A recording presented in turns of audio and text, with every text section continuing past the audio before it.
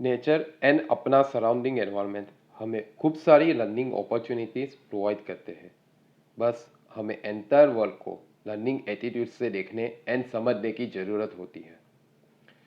आज हम one of my favourite movie राजनीति में से इन्वेस्टमेंट लेसन क्या मिले वो समझने की ट्राई करेंगे। लेसन जो है वो हो सकता है कि स्टोरी की टाइमलाइन के हिसाब से ना हो। So let's start with the lesson. First lesson is clear with objective.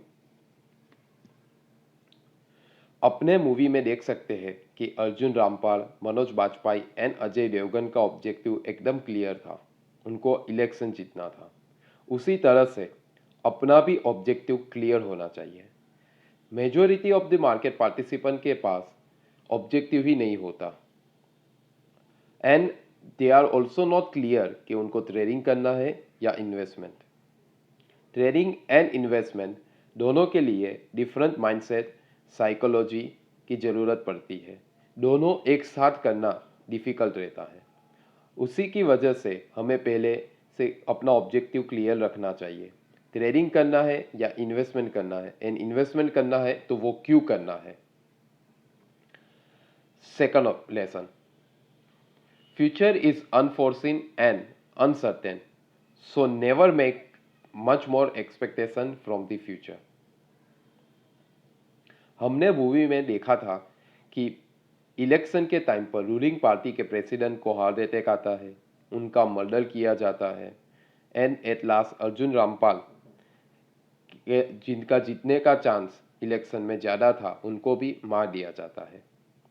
ये सब इंसिडेंट हमें सिखाते हैं कि future is highly uncertain and हम प्रिडिक्ट भी नहीं कर सकते।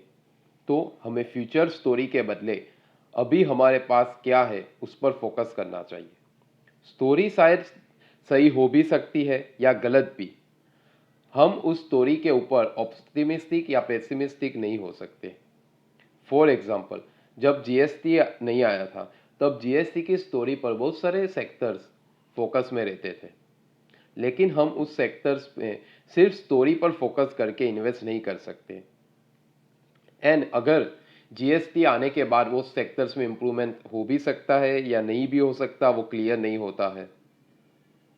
और अगर हम सिर्फ उस स्टोरी पे without knowing about the fundamentals invest करते हैं तो हमारे लिए खराब सिचुएशन भी क्रिएट हो सकती है।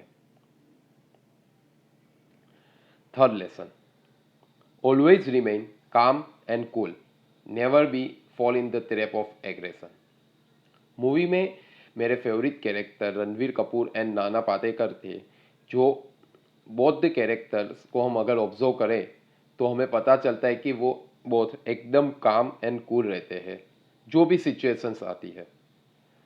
सब स्ट्रेटेजी अपने टेम्परामेंट पे कंट्रोल करके ही प्रिपेयर करते हैं। लेकिन उनके ऑपोजिट्स में अगर देखें तो अर्जुन रामपाल जो मोस्टली एग्रेसिव रहते थे और उसी की वही एग्रेशन की वजह से उन्होंने अपने लिए बहुत सारी प्रॉब्लमेटिक सिचुएशन को भी इनवाइट किया था। यही देखकर हमें ये सीखने को मिलता है कि हमें काम एंड कूल रहना चाहिए सभी सिचुएशन में। अगर हम अपना टेम्परामेंट खोकर डिसीजन लेते हैं तब हम अपने लिए प्रॉब्लमेटिक सिचुएशन को क्रिएट कर सकते हैं, हमें लॉस भी फेस करने को मिल सकता है। इसीलिए हमें जो भी सिचुएशन आती है, जो भी हमारा इन्वेस्टमेंट है, उसके ऊपर हमें काम एंड कूल रह के थरो अंडरस्टैंडिंग के साथ डिसीजन लेना जरूरी है। Fourth lesson, always focus and trust on our decision and not get disturbed with noise। Movie में हम देखते हैं कि रणवीर कपूर एंड नाना पाटेकर अपने डिसीजन को ले और स्ट्रेटेजी को लेकर एकदम क्लियर रहते हैं। उनको अपने डिसीजन पर कभी भी डाउट नहीं होता एंड डिसीजन सराउंडिंग नॉइस को लेकर कभी चेंज नहीं करते हैं। जब रणवीर कपूर ने अर्जुन रामपाल को पार्टी प्रेसिडेंट की पोस्ट से रेजिग्नेशन रखने की बात कही तब अर्जुन रामपाल ने आर्ग्यूमेंट करते हैं, लेकिन रणवीर कपूर उनकी स्ट्रेटेजी पर स्टिक रहते हैं। उसी तरह से हमें भी मार्केट में चलने वाले नॉइस से डिस्ट्रैक्ट ना होकर हमारे डिसीजन पर स्टिक होना चाहिए। अगर नॉइस की वजह से हम अपने डिसीजन पर डाउट करेंगे तो हमारा डिसीजन स्ट्रांग नहीं रहेगा एंड हम बुरी सिचुएशन में फंस सकते हैं। जैसे फॉर एग्जांपल हमने अब थरो एनालिसिस एंड अंडरस्टैंडिंग के साथ किसी कंपनी में इन्वेस्ट किया है और उसी टाइम पे नॉइज आता है कि कोविड आ गया और इन्फ्लेशन आ गया एंड नॉइज की वजह से हम वो स्टॉक बेच लेते हैं। मत कि हालांकि जब एक्चुअल में तो वो स्टॉक के फंडामेंटल में कोई चेंज नहीं हुआ होता है, तो उस अगर वैसा नॉइस की वजह से हम अपने डिसीजन पे स्टिक नहीं रहेंगे तो वो हमें लॉस भी कर सकता है। Fifth lesson, need to change our strategy as per assumptions get change. Movie में हम देखते हैं कि रणवीर कपूर एंड नाना पाटेकर का ओरिजिनल एजम्पशंस चेंज होते ही अपनी स्ट्रेटजी को चेंज करते थे। जैसे रणवीर कपूर को पार्टी फंड सिर्फ कैटरीना कैफ से शादी करने के बाद ही मिल सकता था, तो उसने स्ट्रेटजी को ही चेंज कर दिया। हमें भी जैसे ओरिजिनल एजम्पशंस में चेंज आता है, अपनी स्ट्रेटजी में चेंज करना चाहिए। हमें चेंजिंग एनवायरनमेंट एंड एजम्पशंस के साथ फ्लेक्सिबल रहना चाहिए, तभी हम सर्वाइव भी कर सकते हैं एंड डिसेंट रिटर्न भी अर्न कर सकते हैं अपने इन्वेस्टमेंट पर। Six lesson, focus on sharpening our skill, luck can come to our door any time. Movie में अजय देवगन ने अपनी स्किल्स को शार्प करने में फोकस किया था और उसी रीज़न से जब लक का सपोर्ट मिला तब वो पॉलिटिकल पार्टी की कोर कमेटी के मेंबर बन सके। अगर स्किल डेवलप नहीं होती तो लक भी आज उनकी हेल्प नहीं कर सकता था।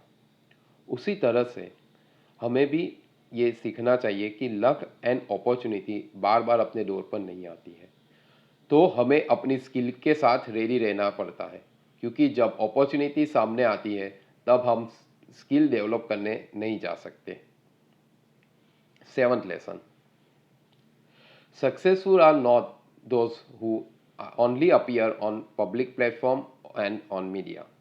मूवी में हम देखते हैं कि रणवीर कपूर ऑलवेज अर्जुन के पीछे बैकबोन रहते हैं, लेकिन कभी फ्रंट में नहीं आते, ऑलवेज बैक स्टेज रहते हैं, जबकि एक्चुअली में रणवीर कपूर ही स्ट्रेटजी मेकर होते हैं इलेक्शन जीतने के लिए।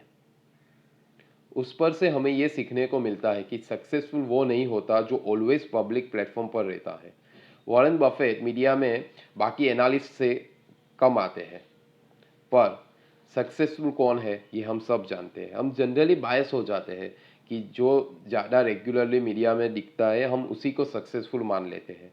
हमारा एम साइलेंटली वर्क करके अपने गोल को अचीव करना होना चाहिए, ना ही कि नॉइस करके मीडिया में रहने। एथ lesson, always remain humble. Last में हम देखते हैं कि नाना पाटेकर ने अजय देवगन के फादर को फिर से जॉब पर रख दिया, जबकि अजय देवगन ने नाना पाटेकर एंड उनकी फैमिली के लिए सबसे खराब सिचुएशंस को क्रिएट किया था। हमें ये कभी नहीं भूलना चाहिए कि हमारी सक्सेस सिर्फ हमारी स्किल की वजह से नहीं, उसमें लक का भी पार्ट है। यही बात हमें हम्बल रहने के लिए इंस्पायर करती है एंड एक इन्वेस्टमेंट सक्सेस के बाद हम खुद को वॉरेन बफेट नहीं समझने लगते। Thank you.